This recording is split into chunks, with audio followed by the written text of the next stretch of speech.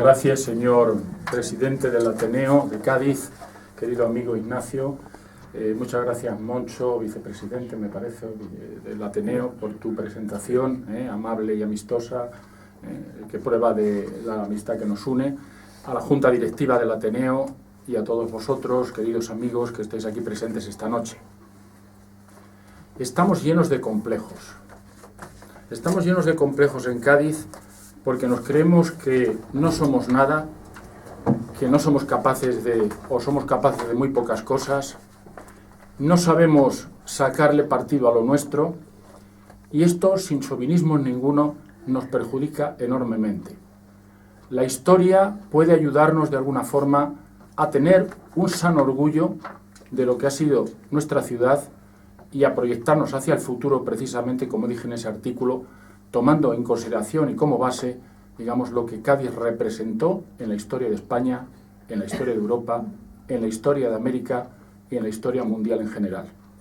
Y esto es lo que me propongo esta noche ante vosotros, pues esbozar, digo esbozar porque el tema es inmenso, como os podéis imaginar, y mi papel esta noche es aquí, en términos taurinos, lo siento por el que no le gusten los toros, pero está ya dentro, digamos, del argot del lenguaje español, poner el toro en suerte, para que vengan los picadores y los banderilleros después, posteriormente, para ir ya ahondando en los distintos elementos de la corrida, en este caso del Cádiz del siglo XVIII.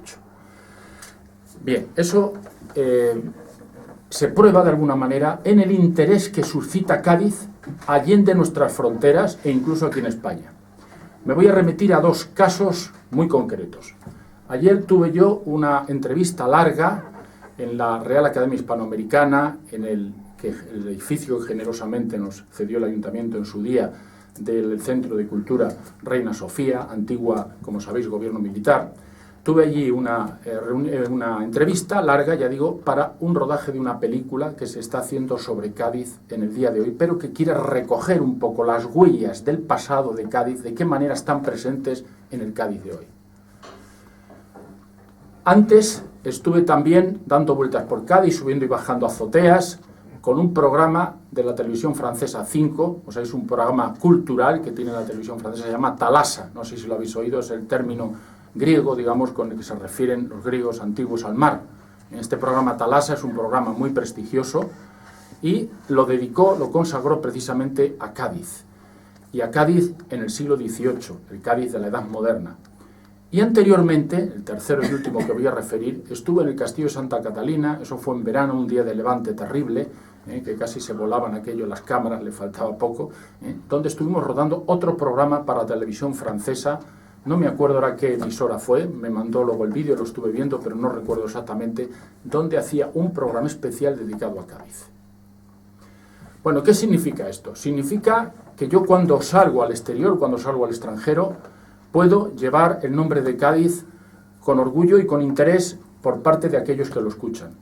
Porque Cádiz está presente, digamos, en la documentación, y he consultado documentación de archivos de muchos países, está presente en la documentación de esos países en un lugar prioritario, tanto en lo político, como en lo económico, como en lo cultural. Por consiguiente, esto quiere decir que nosotros, volviendo a mi planteamiento inicial, no tenemos motivos ningunos para estar acomplejados, porque nuestra historia es una historia muy rica, y en este caso del siglo XVIII, limpia de polvo y de paja. Podemos tener otras épocas de nuestra historia más oscuras, pero esta no lo es. Es una época de brillo, de proyección internacional, de cosmopolitismo, de emporio del orbe. Y por consiguiente, nuestra historia hay que saberla, iba a decir una expresión que no me gusta, pero saberla vender. Tenemos ahora, como bien ha dicho Moncho, una gran posibilidad, digamos, de que esto se convierta, por lo menos, en una pequeña realidad. Y no debemos de perderla. Hemos celebrado con bastante pompa y bastante éxito en general, con la colaboración de todos, aunque haya sido a veces un tanto descoordinadamente, 1812. Y yo ya con la alcaldesa anterior discutía muchas veces, yo creo que no le gustaba a veces que lo dijera, pero yo lo decía porque hay que hacer honor a la historia. 1812 para Cádiz fue algo epidérmico, que no dejó apenas huella. pero lo que sucedió en torno a 1717 va a dejar una huella de casi un siglo, y que benefició no simplemente a una élite política, en este caso liberal, sino a toda la población directa o indirectamente. Y dieron una imagen de la ciudad que todavía queda, como hemos dicho, en la información documental de todos estos archivos. Luego, fijaros bien que no tiene parangón ninguno de los dos acontecimientos. Hemos celebrado 1812, bien celebrado está, magnífico, pero no podemos olvidarnos que 1717 y lo que hay en torno a 1717 fue para Cádiz y su bahía, que tenemos que meterla ahí, fue un acontecimiento de gran importancia y que congregó en torno a él, o que permitió, digamos, influir en todo lo que es el área de la bahía y particularmente en la ciudad de Cádiz. Es Cádiz entonces cuando se convierte, y es curioso la unanimidad que hay en esto, es decir, los testimonios que he ido sumando a lo largo de mi periodo de investigaciones sobre Cádiz, que remontan ya a casi cerca de 40 años, 30 y tantos años, los testimonios que he podido ir recopilando del siglo XVIII son unánimes, los diga quien los diga. Yo no he visto en juicios sobre una ciudad y sobre sus habitantes una unanimidad tan grande.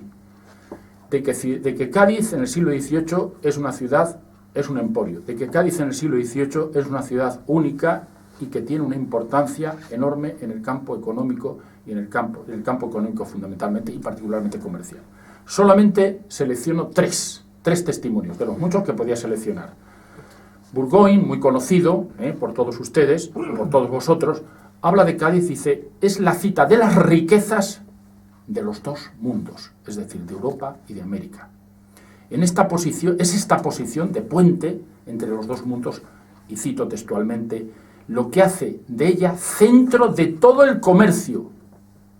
Burgoyne no es español, no tiene por qué echarnos flores. Centro de todo el comercio, que se hace a las Indias occidentales, y por consiguiente, una de las ciudades más opulentas de Europa. No de España, de Europa. De Europa. El otro día, también en una conversación que tuve con un medio, no recuerdo ahora, de prensa también, creo que fue, les decía, y en esto la aportación de mi querido amigo Francisco Glicerio Conde ha sido muy importante, cómo Voltaire, el filósofo, estaba implicado, digamos, en el negocio gaditano. Cómo Voltaire estaba vinculado a Cádiz. Y yo hace tiempo descubrí documentos de cómo la zarina de Rusia, Catalina II, tenía inversiones a través de las compañías de comercio francesas en Cádiz con América.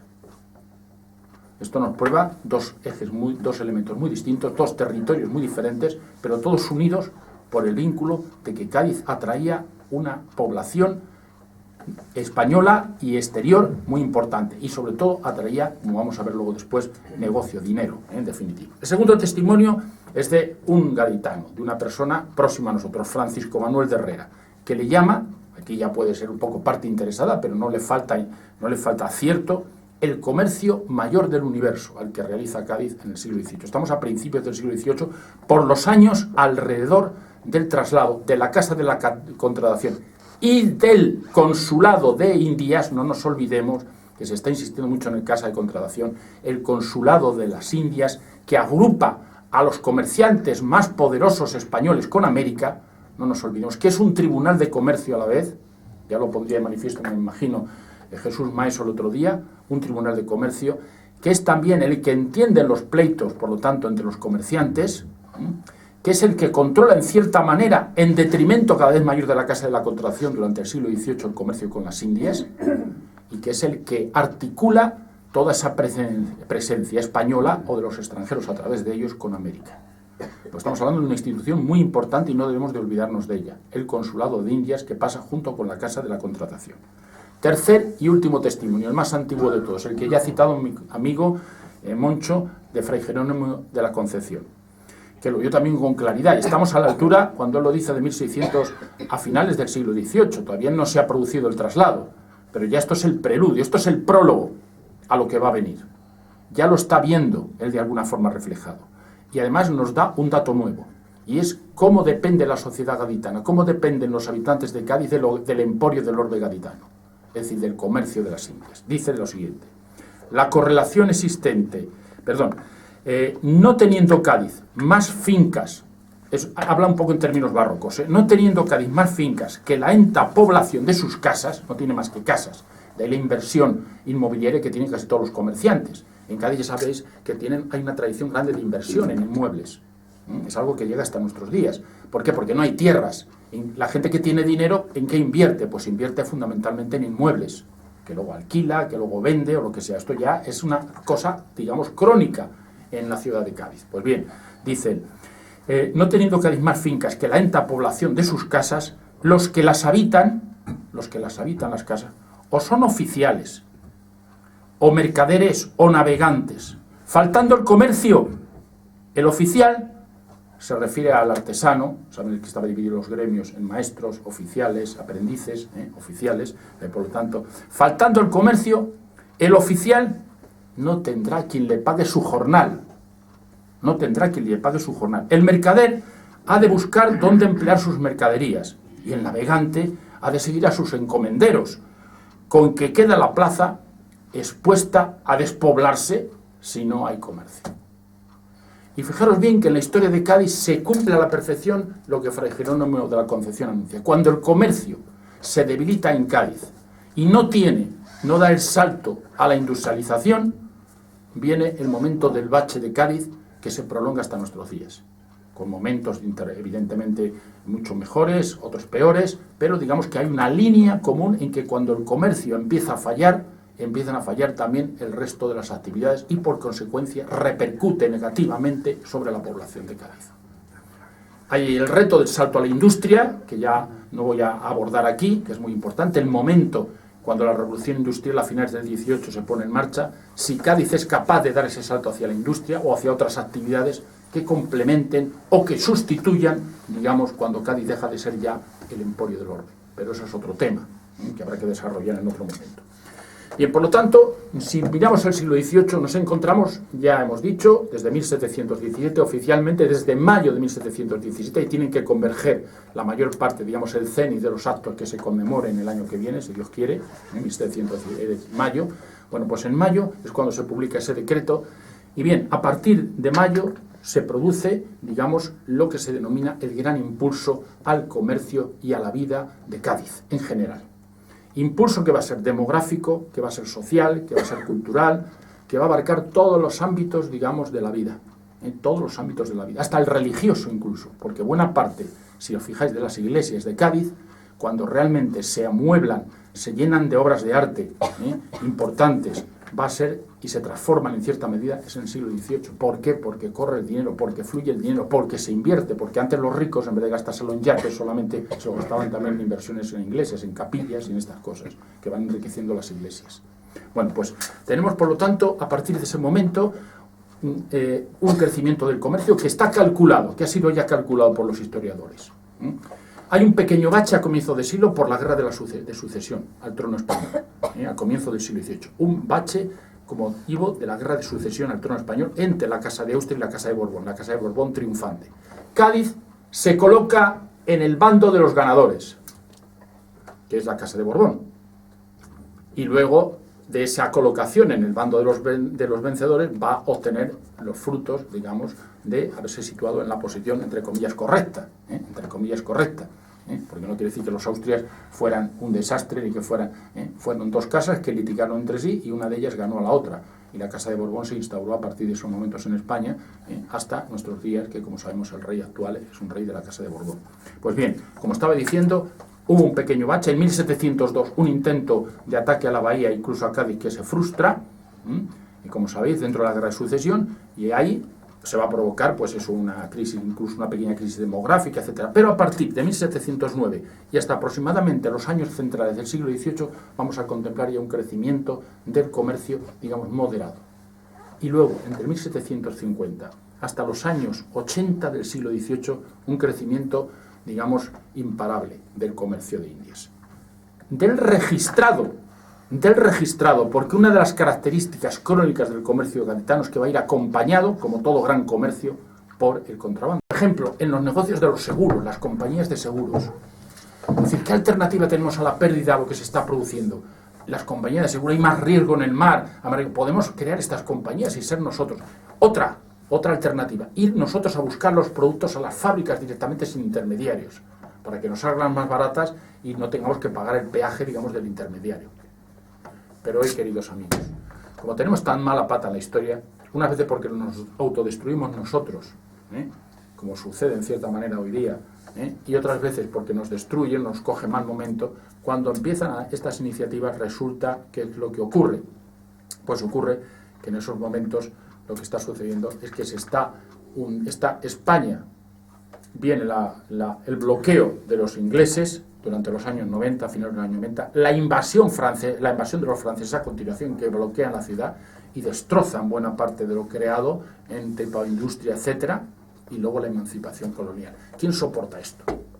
¿Quién soporta este tipo de, digamos, esta cadena, llamémoslo así, de desgracias? Había que ser aquí Superwoman o Superman para poderlo superar. Y Cádiz no podía superarlo, no pudo superarlo del todo. Pero iniciativas, a verlas, como dicen los gallegos, haylas. Y estas dos que os he citado, no son las únicas, fueron muy importantes, ya digo, los estertores del emporio, digamos, del orbe. Bueno, ¿esto qué hizo este crecimiento poblacional? Pues que Cádiz en el siglo XVIII es una ciudad, hombre, diciéndolo en términos sencillos, densamente poblada.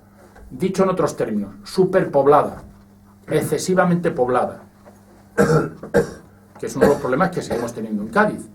Porque Cádiz, cuando se arriesga a salir de sus muros, es precisamente en el siglo de oro. Básicamente existían, pero cuando se crea el cementerio ya a finales, cuando empieza a surgir, empieza a crecer ese barrio de San José, cuando se construye la iglesia de San José, cuando Puntales empieza, digamos, a despertar, también a despegar un poco como núcleo de población, es decir, es cuando la gente se decide a salir de las...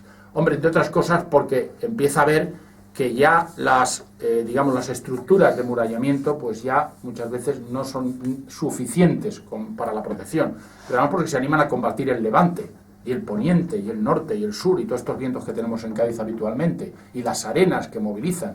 Pues imaginaros cuando no existían los rascacielos ni son Cádiz, vosotros lo habéis conocido, ¿no? Lo que soplaba allí, ¿no? Pues entonces, digamos, hay que esperar a ese momento para que eso se produzca. Pues bien, os doy unas cifras y unos datos. Unos datos de densidad de población que seguramente, fijaros bien, en 1645, para utilizar una comparación, 423 habitantes por hectárea, se calcula más o menos, son cálculos que han hecho los arquitectos, de alguna manera, yo ahí no sé cómo lo han hecho, pero lo han hecho. 1709, 448, 1773, fijaros bien, 701. Hoy parece ser que la densidad máxima suele estar en torno a una densidad máxima se considera en torno a los 400 habitantes por hectárea, y estamos hablando de 701 habitantes. Y en la vecina ciudad de Sevilla, en mediados de siglo, está en 320 nada más. Esto ya os da una idea, ¿no? Pero es que hay barrios que están auténticamente congestionados todavía en el siglo XVIII. Por ejemplo, Santa María, 1019 habitantes por hectárea en 1709. O, por ejemplo, San Roque, en 1773, tiene también en 1773, 1687. Santa María es 1019 y San Roque 1687. Es decir, como os dais cuenta, una densidad de población muy alta. Y eso que San Roque y de alguna manera Santa María ya no son lo que eran en el siglo XVI. Siguen viviendo mucha gente, pero la burguesía ya se ha desplazado. La burguesía va buscando el puerto, va buscando áreas más amplias. Entonces empieza a desplazarse de esa zona, lo cual no quiere decir que no habiten todavía regidores, que habiten gente en esa zona. Es una zona muy de alta densidad de población.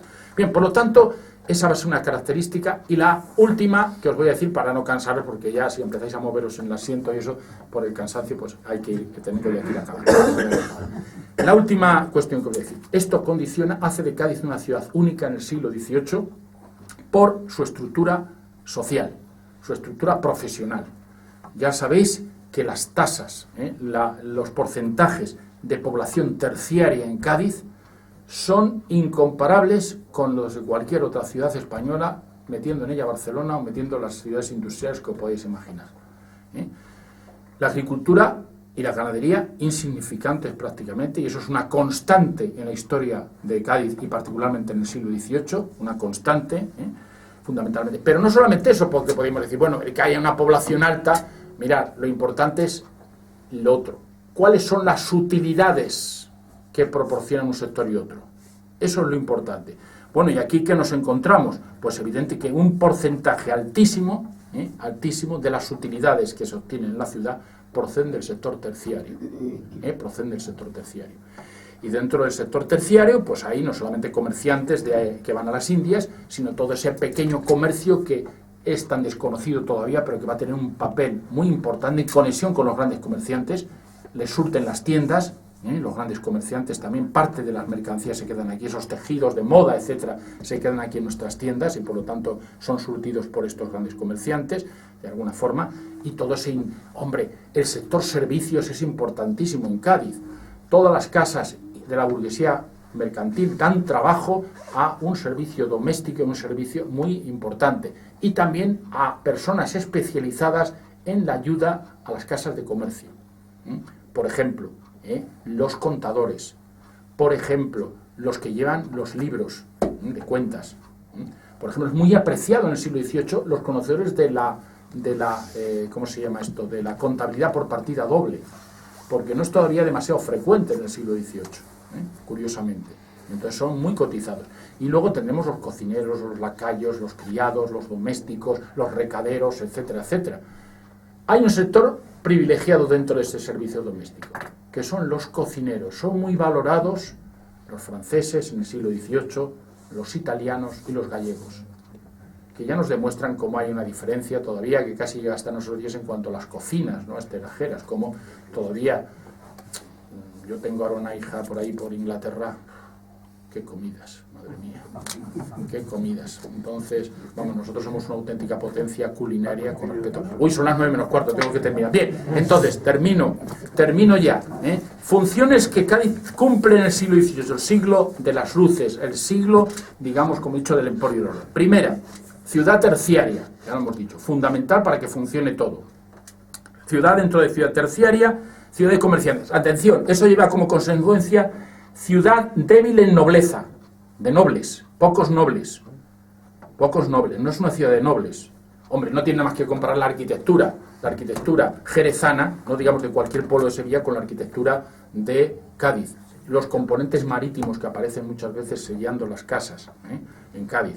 Bueno, por tanto, una ciudad con una débil nobleza, que se incrementa a base de la nobleza aburguesada. Cuando los Borbones hablen la nobleza, digamos, a los comerciantes, los grandes comerciantes, y empiezan a comprar títulos.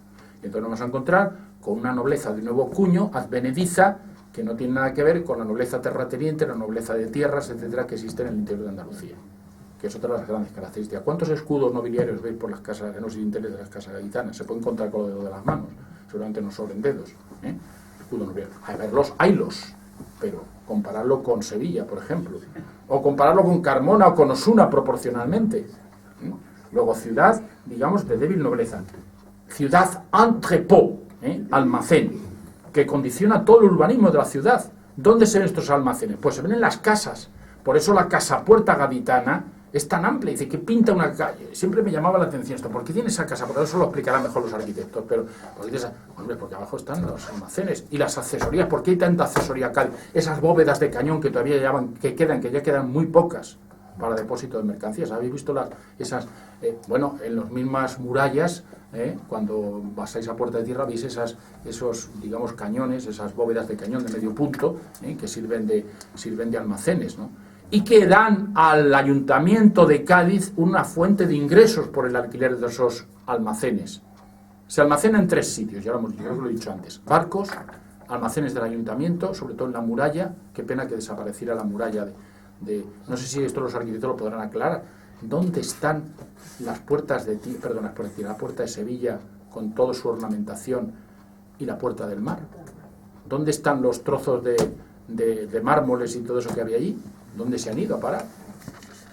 Yo no tengo referencia de nadie, ni siquiera los más antiguos de la ciudad, que me hayan dicho dónde ha ido a parar todo eso. Pero en algún sitio tiene que estar. Seguramente alguien haya aprovechado. Hombre, desde que me encontré en un palacio el cordobés, ¿de quién era? De los marqueses de Viana. Las puertas de la iglesia de San Agustín, Lausdeo. Las puertas de la iglesia de San Agustín. Yo cuando veis San Agustín, iglesia de San Agustín de Cádiz, y estaban ahí las puertas, las originales.